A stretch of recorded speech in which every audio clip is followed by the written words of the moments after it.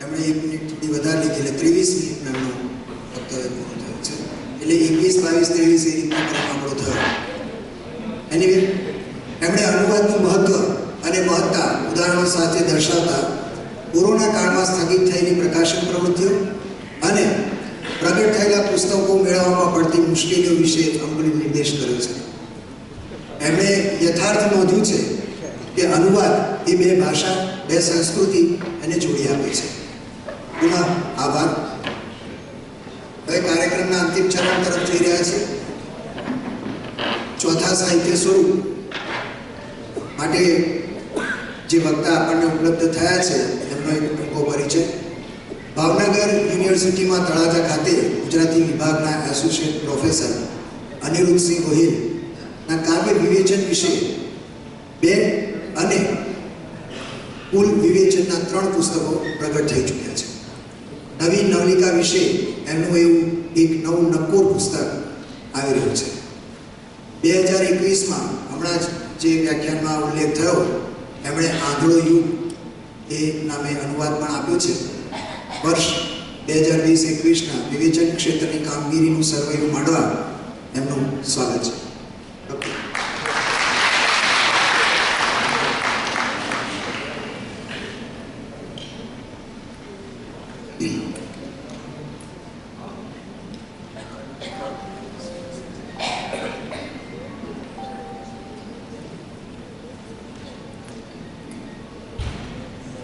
બેઠકના અધ્યક્ષ શ્રી તથા સાથી વક્તાઓ, આમે ઉપસ્થિત સૂચનાજનો,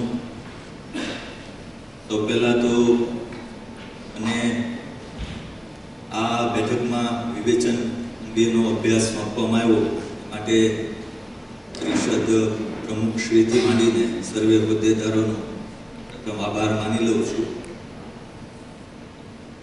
પછી એક વાત જે અશ્વપીબેને કરી એ મારે પુનરાવર્તન કરીને કરવી છે. એ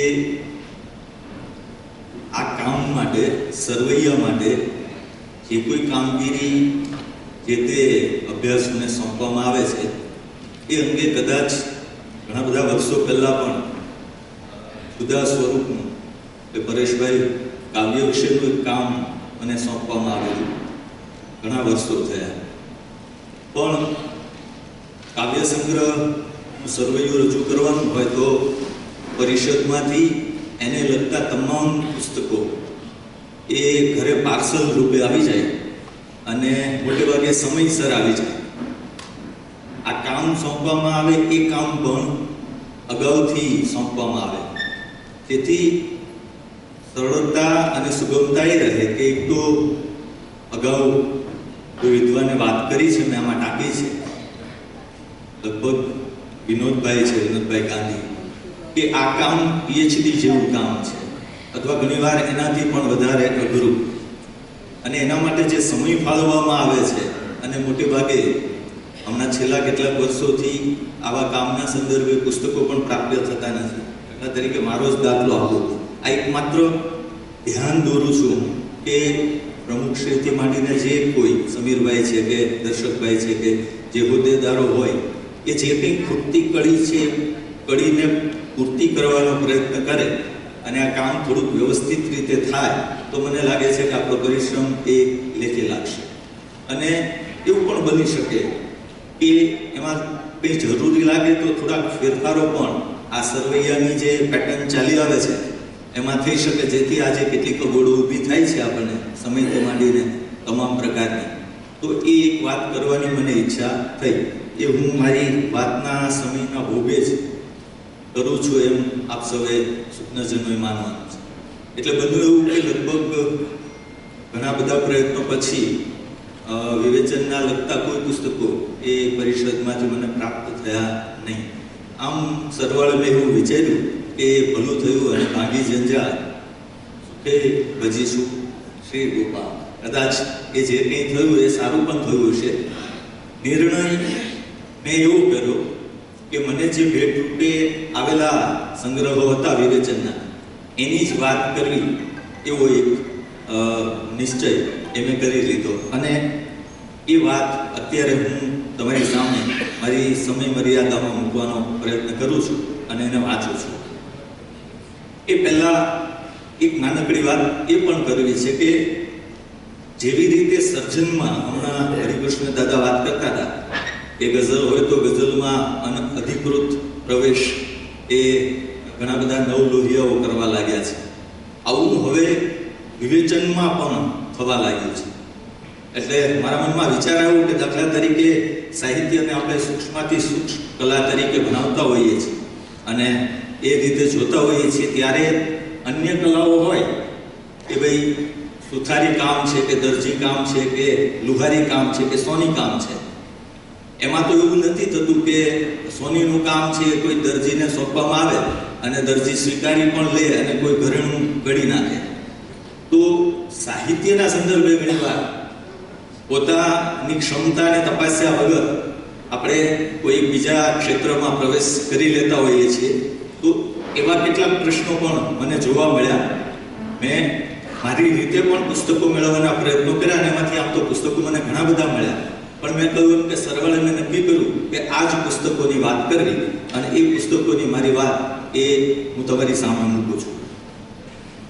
અગાઉ પરિષદ મહામંત્રી શ્રી સમીરભાઈ ભટ્ટનો ફોન આવેલો અને આ 33મું જ્ઞાન સત્રના સંદર્ભે સરવૈયા બેઠકમાં 2 વર્ષના વિવેચનના વિષય અંગે બોલવા તેઓએ મને જાણ કરી ને મેં ફોન પર જ હામી ભણી. તારીખ 4/10/2022ના રોજ ઓફિશિયલ પત્ર નિમંત્રણ પત્ર દ્વારા આ અંગે મને લેખિત જાણ કરવામાં આવેલી. એટલે એમ માનો ને કે લગભગ 2 મહિના જેવો સમય મને આ કાર્ય માટે મળ્યો. દરમિયાન મેં મારી કક્ષાએથી આ અંગે અભ્યાસને માટે સમયસર પુસ્તકો મળી જાય એવી વ્યવસ્થા કરવા માટે વિનંતી કરી હતી, પરંતુ દુર્ભાગ્યે મને પરિષદ તરફથી આજ દિન સુધી એક પણ પુસ્તક મોકલવામાં આવ્યું નથી કે નથી પુસ્તકોની કોઈ યાદી મોકલવામાં આવી. વિવેચક ડોક્ટર ભરત મહેતાના એક વિધાનથી હું આજના મારા આ સરવૈયાની માંડણી કરીશ. કહ્યું કથે તે શાણો કવિ, એ શામળોક્તિ કવિ માટે તો ખરી પણ વિવેચક માટે વધુ ખરી છે. વિવેચન એ કથાસાર, કાવ્યસાર, નાટકસાર દ્વારા રજૂ થતો કેવળ કૃતિસાર ન હોવો જોઈએ. કૃતિ પરિચયની સીમાને ઓળખતો વિવેચન પુરુષાર્થ એમાં ઝળકતો હોવો જોઈએ. ભાવકે કૃતિ ન વાંચી હોય તો વાંચવા પ્રેરે તે ઉત્કટ અને પારદર્શી એ હોવું જોઈએ. ભાવકે કૃતિ વાંચી હોય તો એની કૃતિ સમજણને વિસ્તરણ પૂરું પાડનારું હોવું જોઈએ. ભાવકે કરેલા મૂળ કૃતિના આસ્વાદને ચૂથી કે ગુંગળાવી નાખનારી પરિભાષામાંથી વિવેચક અળગો રહે એ અનિવાર્ય છે. આ અવતરણ મને 2 રીતે અહીં ઉપયોગી છે.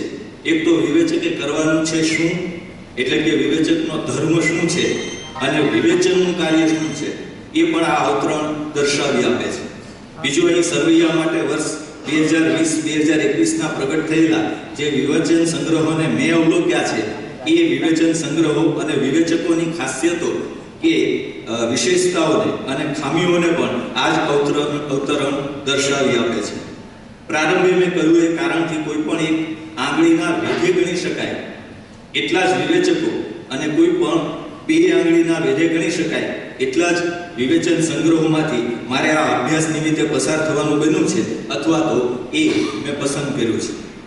મારી પાસે સ્વરૂપ કેન્દ્રી પ્રત્યક્ષ કે સિદ્ધાંતલક્ષી વિવેચનની કોઈ પસંદગી નથી, એટલે હું વિવેચન સંગ્રહોની ગુણવત્તાને જ કેન્દ્રમાં રાખીને એક પછી એક વિવેચકના વિવેચન સંગ્રહ કે સંગ્રહોની વાત કરીશ ને એના લેખાજોખા આપીશ. પ્રથમ ક્રમે આવે છે વિનોદ ગાંધી. એમનો વિવેચન સંગ્રહ અવગાહનની પ્રથમ આવૃત્તિ 2021માં પ્રગટ થઈ છે. સંગ્રહમાંથી જાણવા મળ્યું એમ કે આ એમનો 3જો વિવેચન સંગ્રહ છે. અગાઉ વાર્તાકાર જૈન ખત્રી અને સમદૃષ્ટિ એમ 2 વિવેચન સંગ્રહો વિનોદભાઈ પાસેથી મળે છે.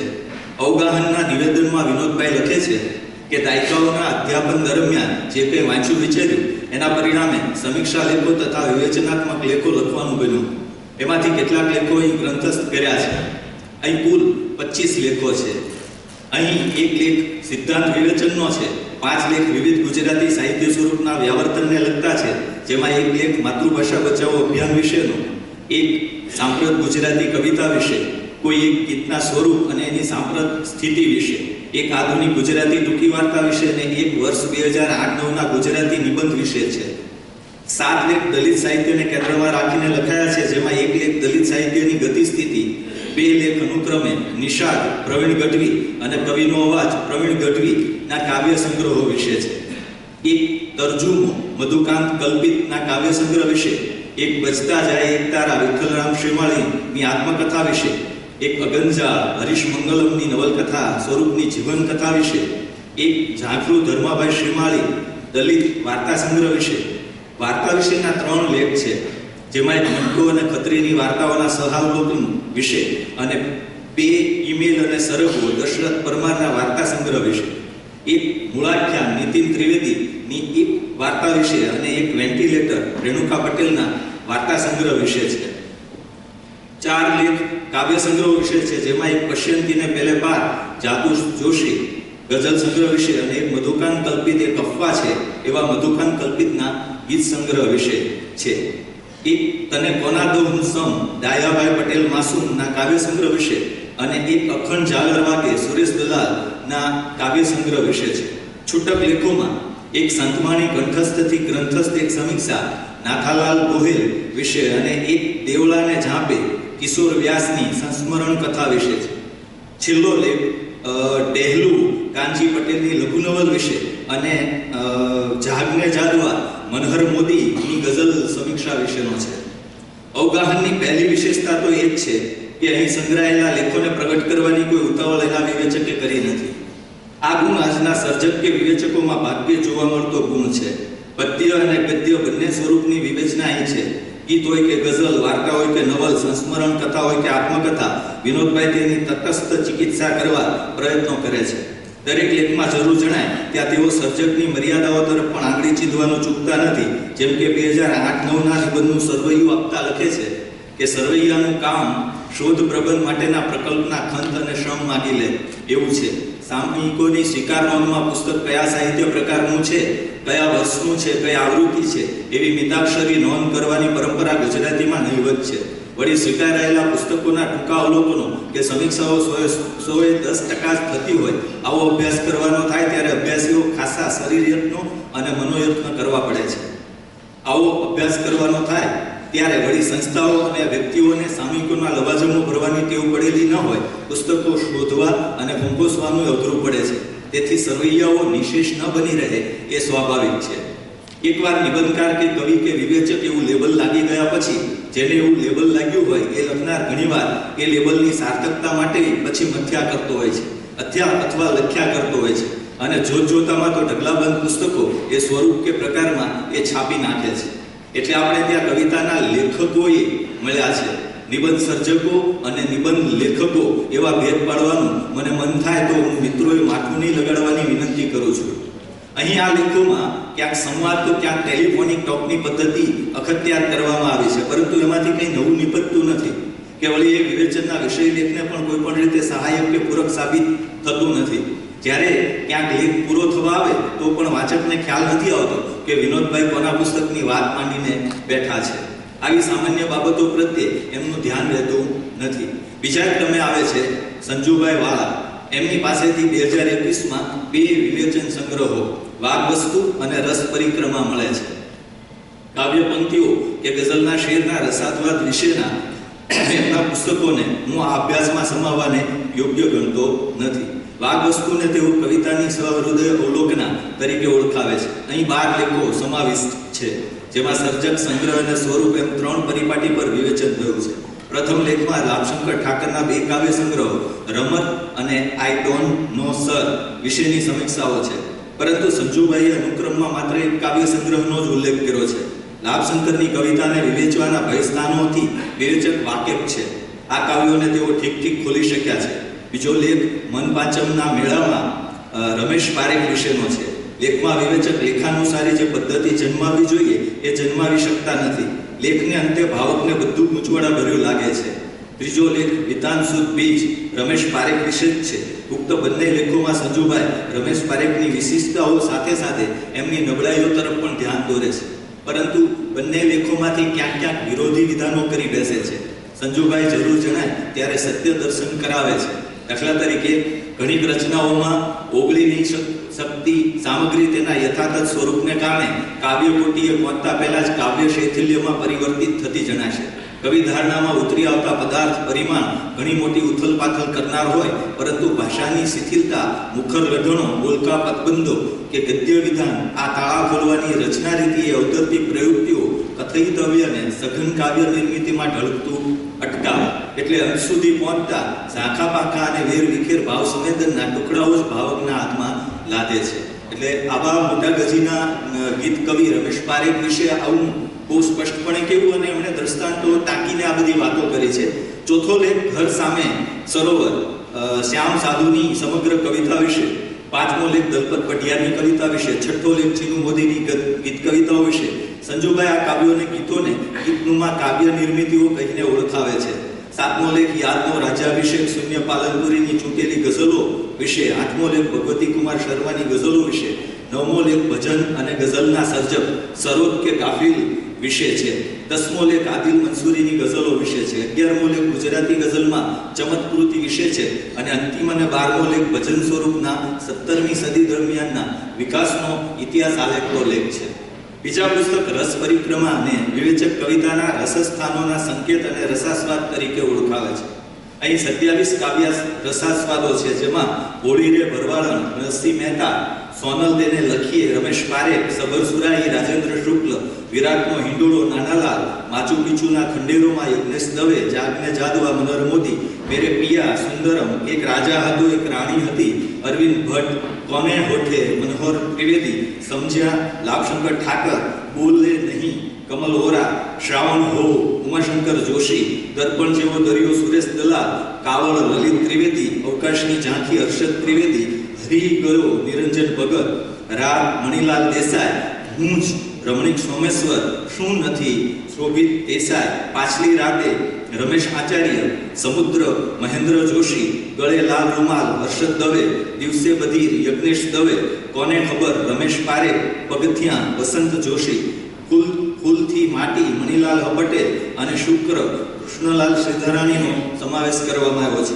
ઉક્ત કાવ્યોમાંથી નરસિંહ, લાભશંકર કે રમેશના કાવ્યો વિશે અગાઉ જે વાતો થઈ છે એના સંદર્ભોથી સંજુભાઈ દૂર રહ્યા છે, પરંતુ એને લીધે કોઈ કાવ્યો વિશે પૂર્વે થઈ ગયેલી જ વાતો અહીં પુનરાવર્તિત થઈ હોવાની સંભવિતતાઓને તેઓ ટાળી શક્યા નથી.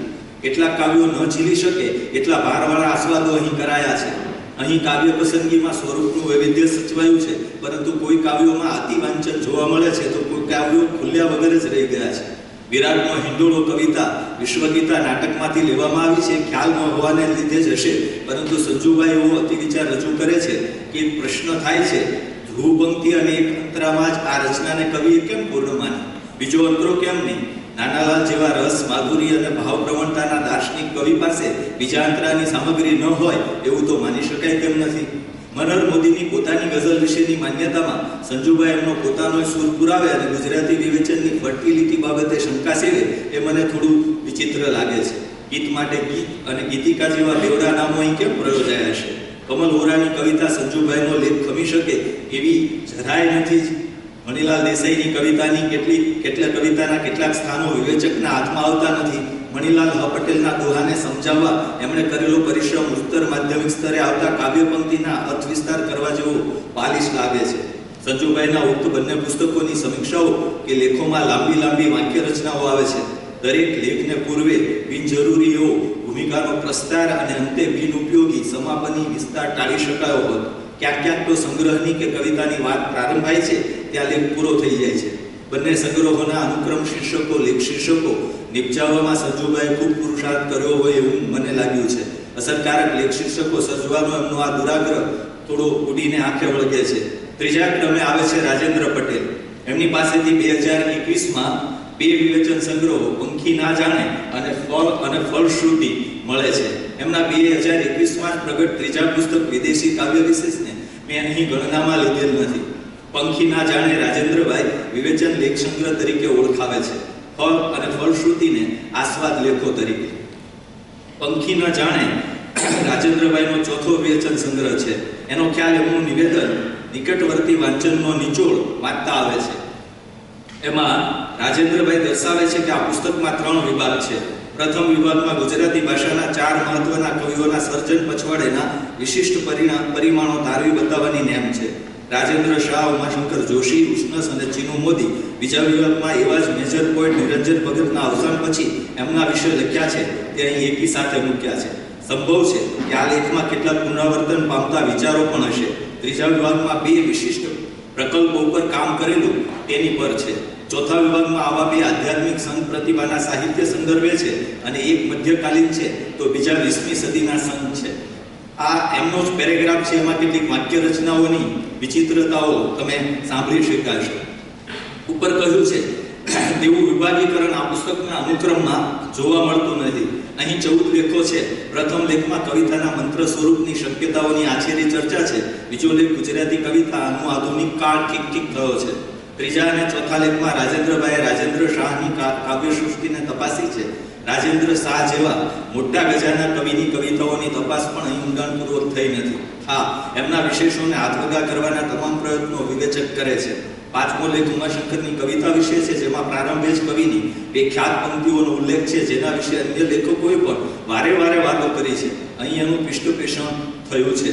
છઠ્ઠો લેખ ઉષ્ણસની અશ્વત્થની કવિતા વિશે છે અને 7મો લેખ વળી નિરંજન ભગતની પુનશ્ચની કવિતા વિશે છે, જેમાં કવિના દોષોને દર્શાવતા રાજેન્દ્રભાઈ લખે છે કે આ સંગ્રહમાં રૂઢ અંત્યાનુપ્રાસના ત્રાસદાયક પ્રયોગો અને મુખર મૌન વચ્ચે એક વિસ્મયની પ્રતીક્ષા પ્રચ્છન્ન રીતે જોવા મળે છે.